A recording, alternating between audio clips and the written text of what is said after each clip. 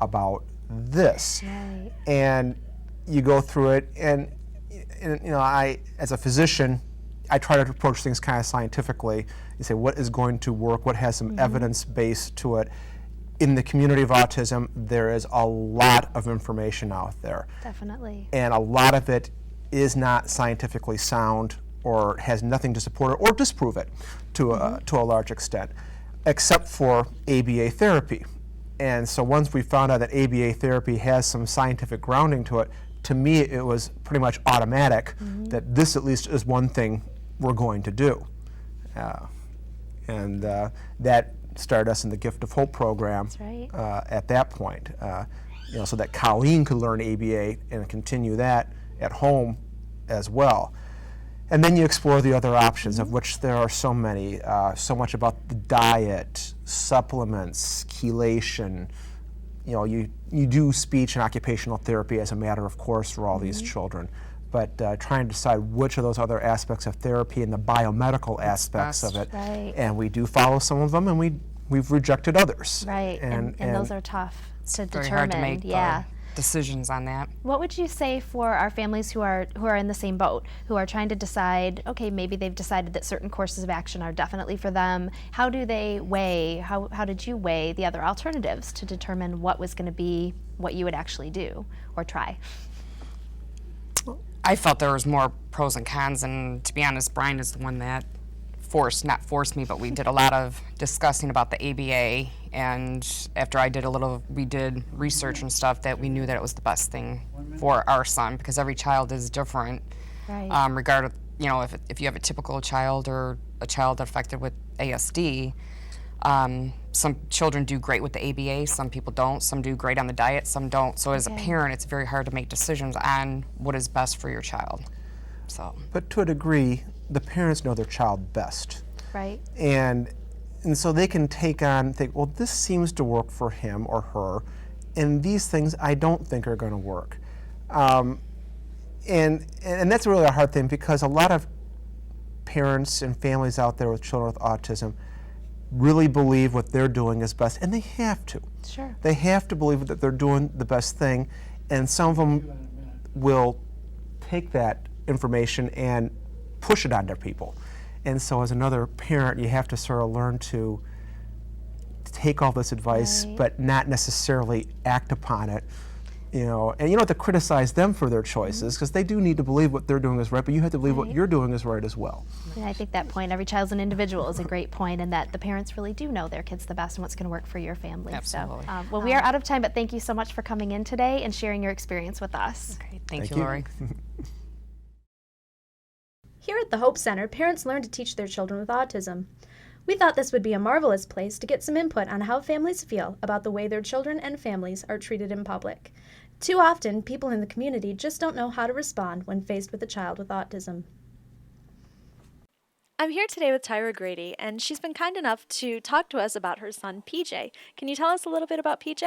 PJ is 2 years old, and he was recently diagnosed with autism in March, and it was a heavy blow for me to accept at first, but I'm getting to the point where I've come to terms with it, and I'm learning to work with him, and I think he's going to be okay now, and I'm getting some help. That's great.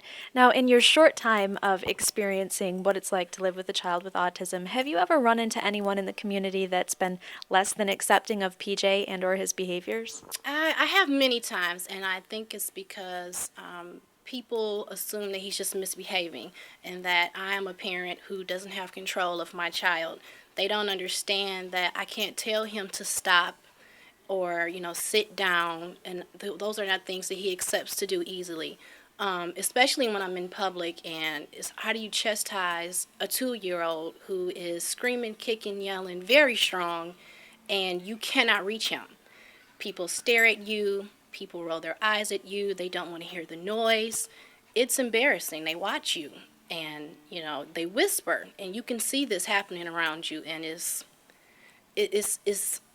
a sad feeling, because you feel helpless and you feel defeated going through that, and then you can't help but feel angry, because of course you want to defend your child and tell them that, okay, something is wrong, but what do you do? Wear a T-shirt that says, "Hey, you know, I have an autistic child." You don't. You want him to look normal. You don't want to label him, but it's kind of a win-lose situation. You know, it's he needs the help. It's a behavior issue, but it is one that you cannot settle by yourself. So it's very hard to deal with that. Now, if you were to give some specific advice to people in the community, if they ran into a family that had a child with autism that may be engaging in some problem behaviors, what would be, their course of action? What would be the best thing that they could do, or how should they respond? Talk to the parents. And first of all, understand that, yes, there are children who misbehave, but they are children. They're babies. Every time a child acts up, throws a tantrum, it's not deliberate.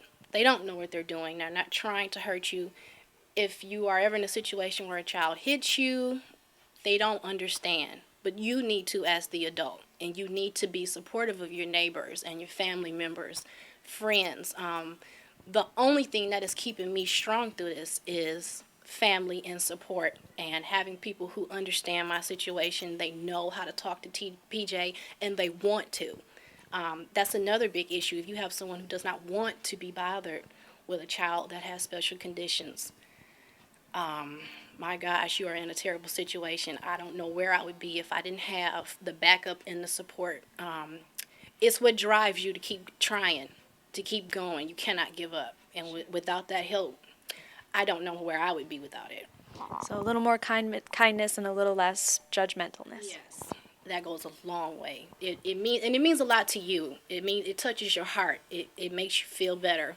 And if your community is strong, it makes you strong, and you can be strong for your kid. That's what I'm discovering. I think that's great advice. Thanks so much. The ignorance of society is sad.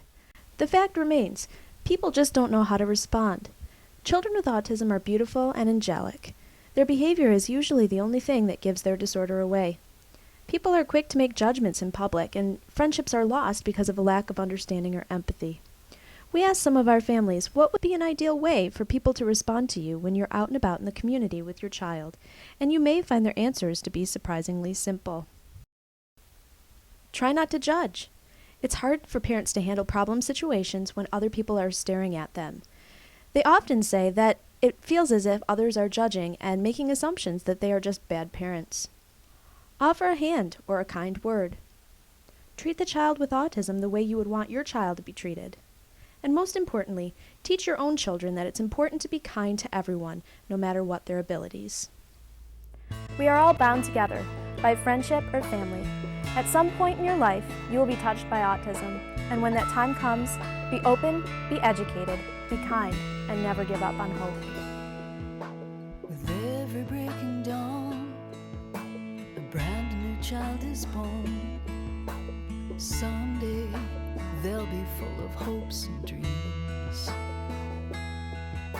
It won't be very long till they move out on their own, 'cause that's the way that life's supposed to be. But something isn't right. There's a lost look in their eyes. They're crying out, why can't you just see? I'm in here when the joy turns to crying. See the world through my eyes for just a moment in time. I'm in here, oh don't you know I'm trying to find a way to show you who I am.